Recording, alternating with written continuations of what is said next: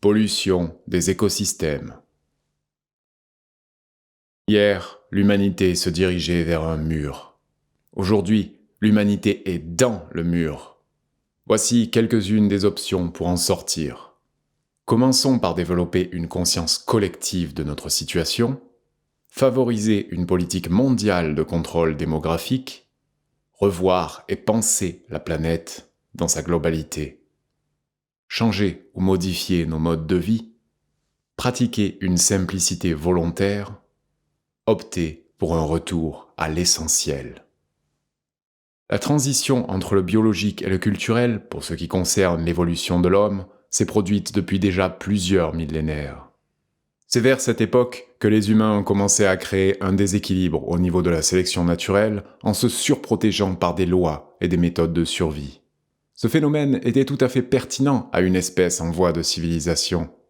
Mais voilà que nous nous retrouvons aujourd'hui avec une surpopulation de même espèce qui est en train de s'empoisonner elle-même par sa pollution. Consciente ou pas, l'humanité est actuellement en processus de suicide collectif. En rapport avec le monde du vivant, c'est-à-dire tout ce qui compose la biosphère, y compris l'homme, il serait assez prétentieux d'avancer l'hypothèse selon laquelle l'espèce humaine est supérieure ou ayant une plus grande valeur que toute autre espèce.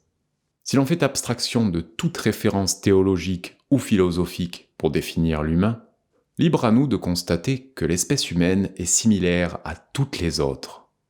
Chaque espèce présente toutefois des caractéristiques différentes, mais ne peut rationnellement être perçue comme étant supérieure ou inférieure aux autres, ou ayant une plus grande valeur.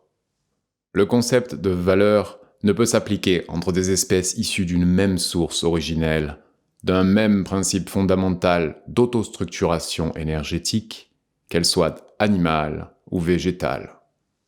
Et si l'homme présente des aptitudes psychophysiologiques particulières, cela peut s'expliquer par le fait que son cerveau a subi, au cours des millénaires, une singulière et complexe évolution.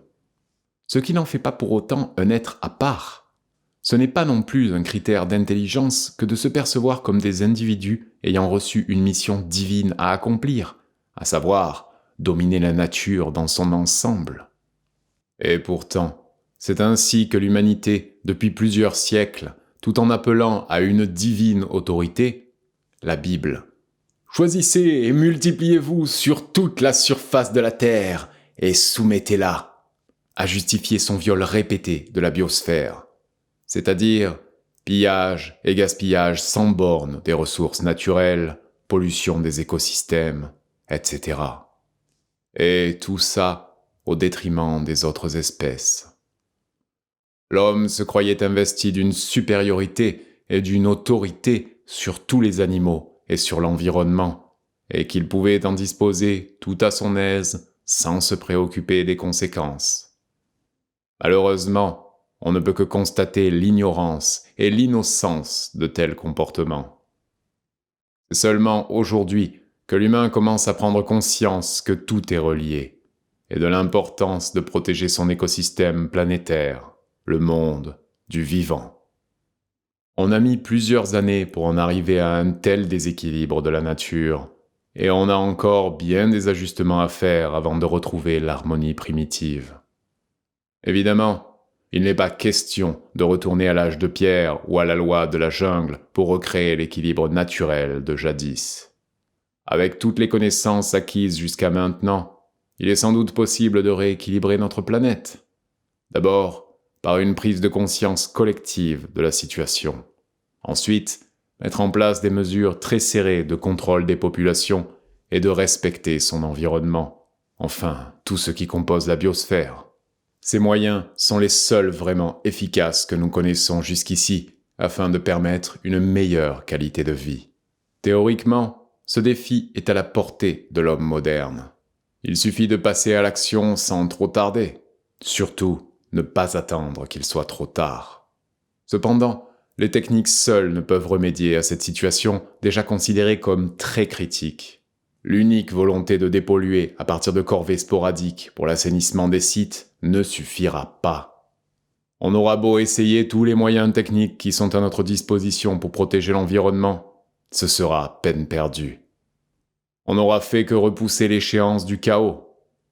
Comme je l'ai déjà dit précédemment, nous dépasserons bientôt les 8 milliards d'individus sur la planète. On le sait, tout organisme consomme et rejette des déchets. Pour se nourrir, celui-ci doit détruire une partie de l'écosystème qui, lui, a besoin d'un certain temps pour se régénérer. Et si ce fragile équilibre n'est pas respecté, c'est la catastrophe écologique. C'est pourquoi d'autres moyens devront nécessairement s'y ajouter pour en arriver à un véritable équilibre planétaire. En plus des techniques, il nous faudra aussi penser la planète dans sa globalité, développer une conscience planétaire. C'est-à-dire prendre en considération l'impact démographique comme facteur premier de la dégradation de l'environnement à l'échelle mondiale. Puis, mettre à la disposition des populations tous les moyens dont elles auraient besoin afin d'assumer elles-mêmes la responsabilité du contrôle des naissances, que ce soit par les méthodes contraceptives, le recours à la stérilisation ou le libre choix à l'avortement. Que l'on soit d'accord ou pas avec ces méthodes, il n'en demeure pas moins qu'elles sont inévitables si nous souhaitons que d'autres générations puissent elles aussi profiter d'une certaine qualité de vie pour le moins supportable.